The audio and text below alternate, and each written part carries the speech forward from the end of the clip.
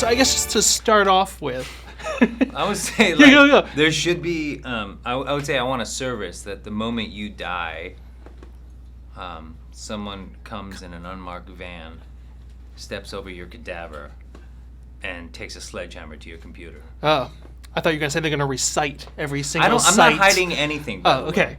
I've got nothing to hide on my computer. I'm clean, bro. But I'm just saying that there should be a service.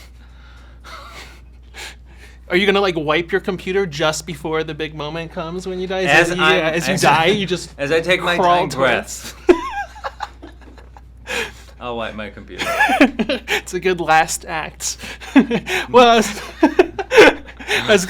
how did the film sort of affect your views on technology? How does it just heightened my awareness that I'm more on my devices than I care to admit. Mm-hmm.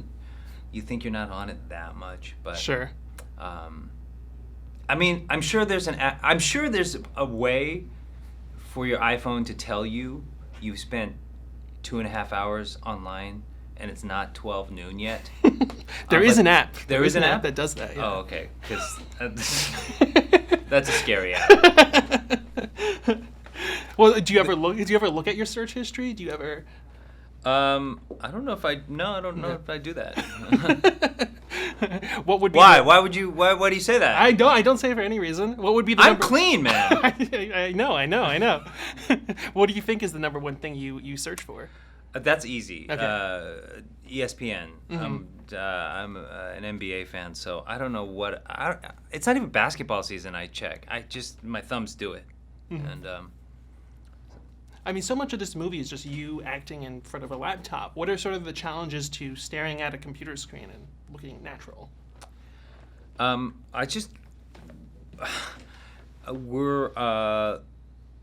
It's opposite to everything Mm-hmm. I've ever done, which is to look at a person in the face. Sure. And that's how you get the best performances out of people, because it's harder to be inauthentic when looking at a human being. So it was just weird. I wasn't able to rely on anything I've learned to this point because it was all new. What do you base the performance on then if you don't have, another face to look at? You just try to be specific and Mm-hmm. know what the story is. And, I really leaned on a niche because I wasn't looking at anything. And so there's so many plot points that, were about what I'm looking at. Mm-hmm. So we had to dramatize those and be specific. And really, the character, David, was just not all that far off from me. He was someone who loved his daughter and was stressed out, and I certainly can relate to that anxiety. So, what I could relate to, I just hung on to real hard. What was the most difficult scene to shoot for yourself? Oh, boy.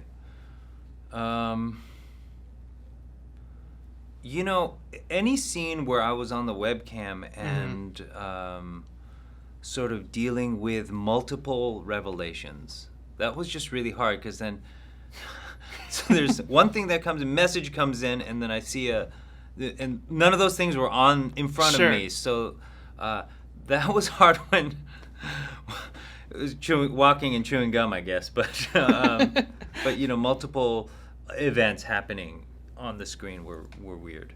When you get a script for, say, searching, what tends to be the first thing you do to sort of find the character? Whatever, for me, is whatever feels familiar, and then you sort of build on that. So Mm-hmm. if he's, in this case, it was just he's a dad, and that was really it. The rest of it, if I happened to be a software engineer, I would cling to that, but it's the dad part was the one I was familiar with. So I just look for commonalities first. I know you have a number of other sort of thrillers coming out. Who do you play in The Grudge? What is that sort of? In The Grudge, I'm trying to now. You're throwing me into a place where I'm trying to Don't remember what I'm not supposed to say. Suffice it to say, The Grudge is another it's a domestic. I'm in another domestic stressful situation. So it's that's a good one. How similar is it to the sort of the Japanese films and the American remakes? I think in spirit it's very similar to the Japanese the Japanese origins, but this it's very mature. This filmmaker is very assured, Nicholas Pesh, and I worked with Betty Gilpin, who's a really accomplished actor. It was really fun.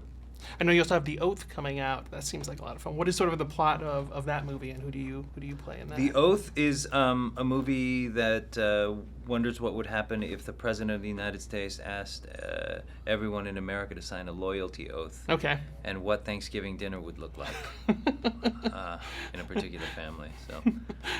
And who do you play in that?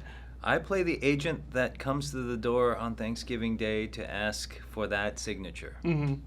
So, so it goes well, and the movie's 20 minutes of long. Course, it's over in 10 minutes.